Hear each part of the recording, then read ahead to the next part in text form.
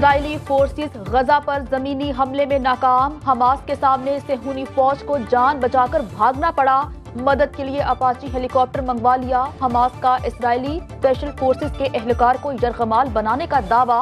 अल-कसाम brigades ने Israeli शहरों अशदोद, एशकेलोन और तल अबीब पर रॉकेट बरसा दिए। दिफाई निजाम आयरन डोम भी मुतादिद रॉकेट गिराने में नाकाम। रहूफोत शहर में हाई टेंशन लाइन तबाह, बिजली की तरसील मुतासिर।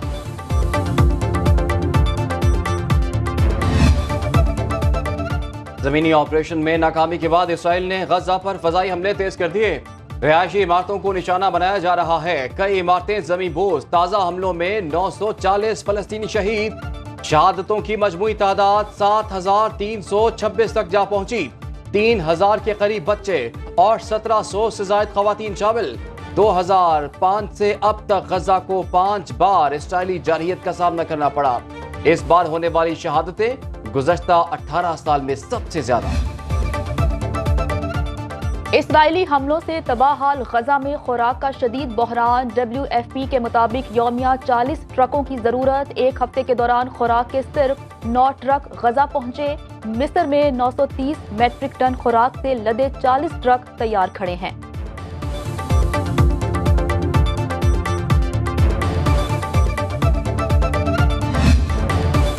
बता रहा है आपको मशरिक़े वुस्ता की लम्हा ब लम्हा बदलती सूरत हाल। मैदान जंग से नुमाइंदा खुसूसी तारिक हबीब कर रहे हैं। इसराइल लबनान सरहद से रिपोर्टिंग। मजलूम फलस्तीनियों पर जारी सेहूनी बर्बरियत ने क्या तबाही मचाई, आपको बताते रहेंगे हर बुलेटिन में।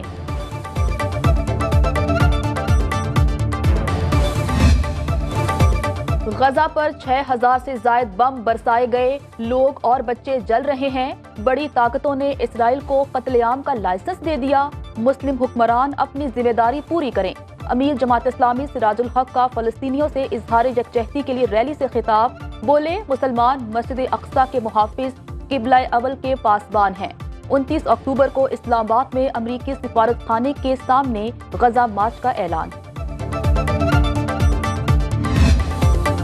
वर्ल्ड कप का 26वां मैच पाकिस्तान की तरफ से 271 रन का हदफ। जनूबी अफ्रीका की बैटिंग जारी। शाहीन बड़ा स्कोर देने में नाकाम। पूरी टीम 47वें ओवर में पवेलियन लौट गई।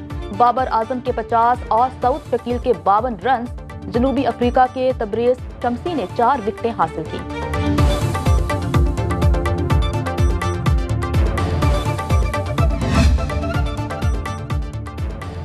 वर्ल्ड कप की सबसे जानदार कवरेज सिर्फ सुनो न्यूज पर। खुसूसी ट्रांसमिशन में देखिए लेजेंड क्रिकेटर आकिब जावेद और रमीज राजा की माहिराना तबसरे। रमीज राजा का कहना है कि टीम को बेहतरीन फील्डिंग करनी होगी। इस पिच पर बाउंस थोड़ा ज्यादा होता होगा। आकिब जावेद का कहना है कि 2 बड़े मैचेस तो गुजर गए, अब टीम नॉर्मल अंदाज में खेले। डेडलाइन हतमी 31 अक्टूबर तक पाकिस्तान छोड़ना होगा। गैर कानूनी तौर पर मुकीम को रिहाइश देने वाले के खिलाफ भी कार्रवाई होगी। निगरान वजीर आला मोहसिन नकवी ने वाजे कर दिया। निगरान वजीर इत्तलात पंजाब आमिर मीर ने कहा, दुनिया का हर मुल्क गैर कानूनी मुकीम अफराद को डिपोर्ट करता है। पंजाब में 33,000 गैर कानूनी मुकीम बाशिंदों की निशानदही हो चुकी।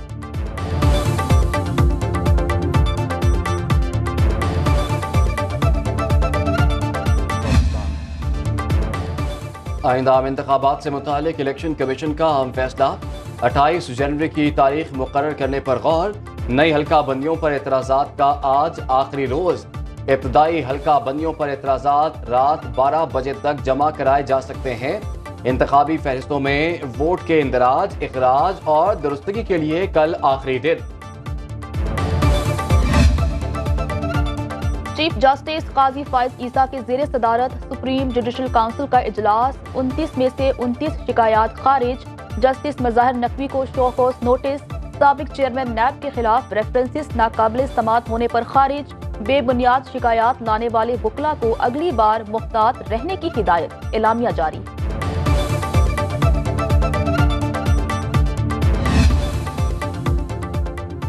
सुप्रीम कोर्ट में फैजाबाद धरना केस। अटॉर्नी जनरल ने अमल दरामद रिपोर्ट जमा करा दी। वफाकी हुकूमत ने धरने के जिम्मेदारान के ताजुन के लिए फैक्ट फाइंडिंग कमेटी बना दी। एडिशनल सेक्रेटरी दाखिला, एडिशनल सेक्रेटरी दिफा, डायरेक्टर ISI कमेटी में शामिल। फैक्ट फाइंडिंग कमेटी तयशुदा TORs के तहत इंक्वायरी करेगी।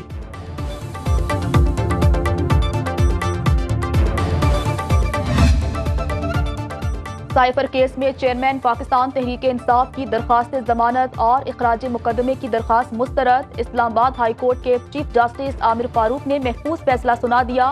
तहरीरी फैसले के मुताबिक बादियो नजर में पिटिशनर पर ऑफिशियल सीक्रेट एक्ट की सेक्शन 5 का इतलाक होता है। उधर ऑफिशियल सीक्रेट एक्ट की खुसूसी अदालत में अडियाला जेल में साइफर केस की समाअत मंगल तक मुलतवी। सरकारी गवाहान के बयानात रिकॉर्ड न किए जा सके।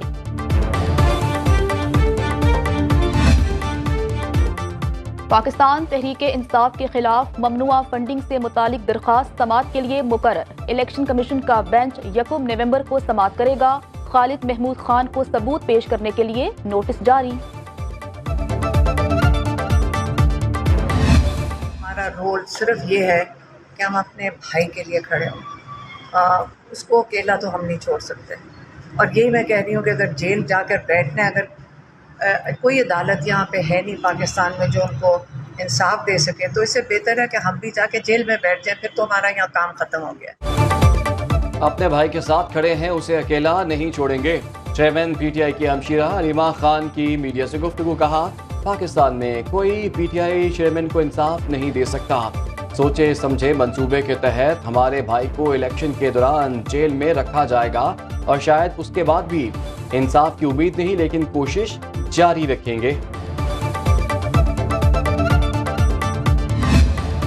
मियां साहब को मैंने पैगाम दिया, पब्लिकली दिया, ओपन दिया कि अगर आप पाकिस्तान आ रहे हैं तो आग का गोला लेके ना आए, आप फूलों का गुलदस्ता। ये पैगाम कब दिया? स्टेटमेंट के बाद या स्टेटमेंट के पहले? कौन सी स्टेटमेंट? उन्होंने जो स्टेटमेंट दी थी कि एहतसाब होगा, वो उसके बाद दी। उसके बाद दी कि पाकिस्तान जमहूरियत और फौज।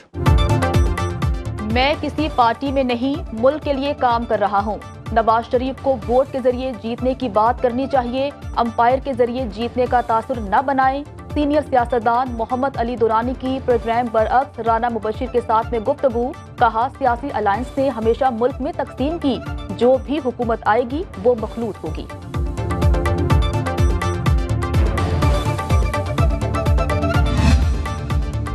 करेंसी मार्केट में रुपया मजीद सस्ता हो गया। इंटरबैंक में डॉलर 48 पैसे महंगा और ओपन मार्केट में 50 पैसे सस्ता हुआ। बैंकों में डॉलर की ट्रेडिंग 280 रुपए 57 पैसे पर बंद हुई। ओपन मार्केट में डॉलर 280 रुपए 50 पैसे का हो गया। कारोबारी हफ्ते के आखिरी रोज स्टॉक मार्केट में मंदी से सरमायाकारों के 30 अरब रुपए का खसारा हुआ। 100 इंडेक्स 51,000 की हद बरकरार न रख सका। गोल्ड मार्केट में सोना सिर्फ 50 रुपए सस्ता हो सका।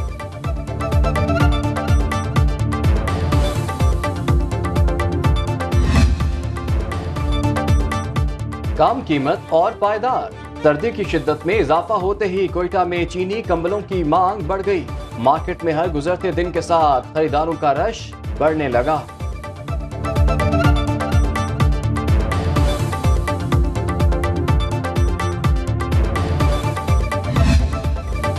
और नैयरा सुल्ताना की 31वीं बरसी। बेशुमार फिल्मों में अपनी अदाकारी के जौहर दिखाए मद्दाह आज भी सिल्वर स्क्रीन पर उनकी कमी महसूस करते हैं।